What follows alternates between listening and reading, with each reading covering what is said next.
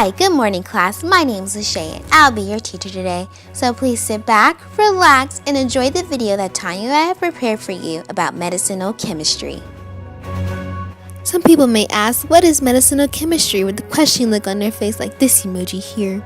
Well, medicinal chemistry is the design and discovery of new compounds that are of good use for drugs. Next up is a short, sweet summary over the concepts of drug synthesis, where chemists start with finding the most effective point of intervention based upon the path of the disease. With this information in hand, medicinal chemists suggest pharmaceutically active compounds such as lead compounds. For those of you who don't know, the lead compound is what the drug development is based on. Once the lead compound is found, it is then synthesized into a synthetic compound also known as analogous.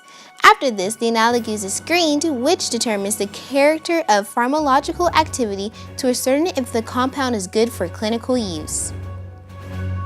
The solubility of drugs is highly important in drug design because our cells contain approximately 65% of water, which means that in order for the drug to pass through the membrane in absorption, it must have a considerable amount of water and lipid solubility.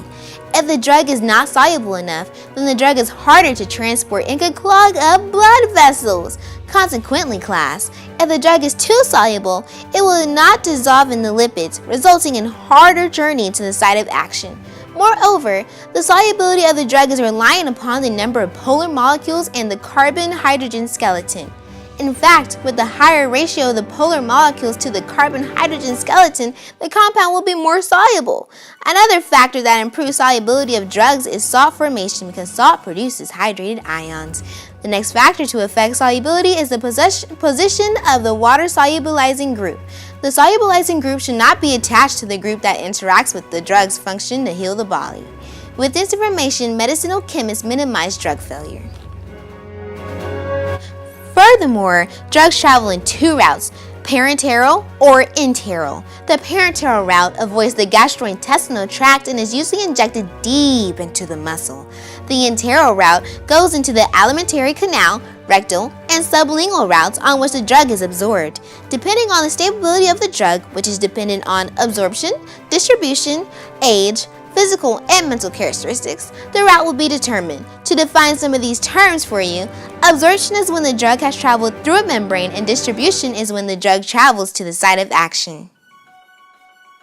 The dose of the concentration of the drug given to a patient is very important, because if the dose is too high, then there would be unwanted side effects. However, if the dose is too low, then the drug will fail to reach the site of action.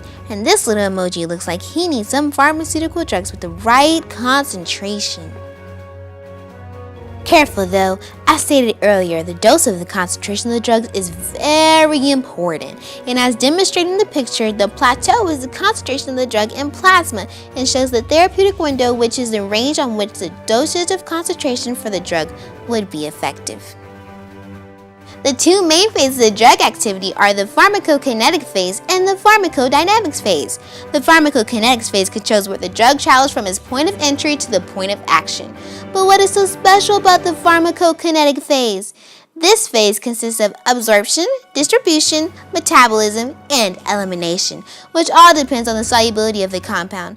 I know all of you emojis are wondering, what do all these terms mean? Let me explain.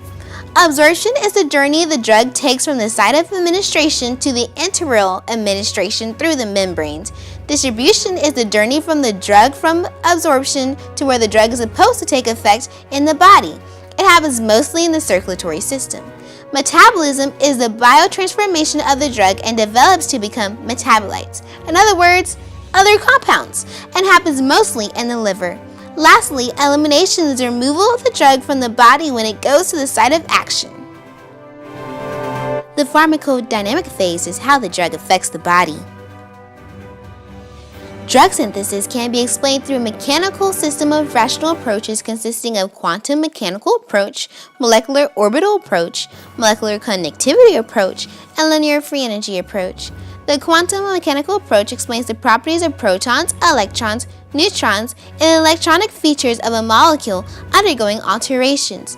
The molecular orbital approach studies the configurations, bond length, and angles, and is used for interpretation of the molecular structure.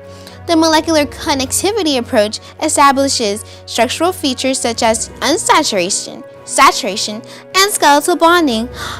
Lastly, the linear free energy approach creates the needed link between proper physico-chemical parameters such as pH, velocity, and temperature, only to name a few. The rational approach systems are not the only means of explaining drug synthesis. Another approach would be through the means of method variation. Through this method, drugs are developed from biologically active prototypes. Method variation ultimately has two main approaches, those being drug design through disjunction and conjunction. Disjunction occurs in three behaviors: the unjoining of bonds, substitution of aromatic cyclic system for saturated bonds, diminution of the size of hydrocarbon portion of the parent molecule, while conjunction is the systematic formulation of analogs of a prototype agent. Another fundamental topic introduced in the study of drug design kits is molecular hybridization, which involves synthesis of a bioactive agent such as caffeine. Such a synthesis occurs from two or more different compounds with different features through covalent bond synthesis. An example of hybridization would be displayed by the compound on the left with the scientific name on the right, which is basically a hybridization between a mole of aspirin, also known as the big scientific name on the right, and a mole of quinine, forming a mole of water. Another example would be streptoniazid, an antibacterial agent. This agent is basically a molecule of streptomycin as well as a molecule of isoniazid, which are strongly bonded by means of a strong double bond between the carbon and the nitrogen. At this point, we have covered the basic introduction of drug design with respects to different approaches and synthesis methods. However, class, we cannot proceed without talking about target identification. Drug target identification can be described through three drug discovery strategies, those being the target-based screening strategy, the phenotypic screening strategy, and the fast follower strategy. Target-based drug discovery is also known as reverse pharmacology, and scientists use this process to determine whether a created drug is effective or harmful. Phenotypic screening answers the question of whether there is a roundabout way for creating a drug without knowing the target. It is used to identify molecules like peptides. Furthermore, compounds of a diseased animal cell undergo phenotypic screening as well. By screening a diseased cell, scientists are virtually looking for compounds that cause a change in phenotype. Once these compounds are discovered, scientists start looking for the biological targets of the compound. Fast follower strategy answers the question, how can we improve this already synthesized drug?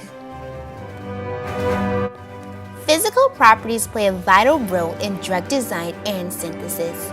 In Ferguson's theory, he stated that physical characteristics such as partition coefficients, vapor pressure, solubility in water, effect on the surface tension of water, and capillary activity are usually altered with the geometric progression of the drug. Therefore, class, if one plots a graph with the logs of geometric progression values and the number of carbon atoms, there will be a straight line. Ferguson concludes that all physical characteristics that was early named has a heterogeneous phase distribution at equilibrium. Lastly, Ferguson states that, and I quote, substances which are present at the same proportional saturation in a given medium have the same degree of biological action. Overall, medicinal chemistry is an extremely broad topic. Therefore, only the fundamentals were covered in this video. That said, two interesting facts that we found as a class are: a drug needs to have certain solubility to travel through the blood because our cells are made up of 65% water. And the pharmacokinetic phase controls where the drug travels from its point of entry to the point of action. The overall takeaway from this paper would be that drug design can be viewed from many standpoints with many important approaches and concepts. Thanks for watching, class!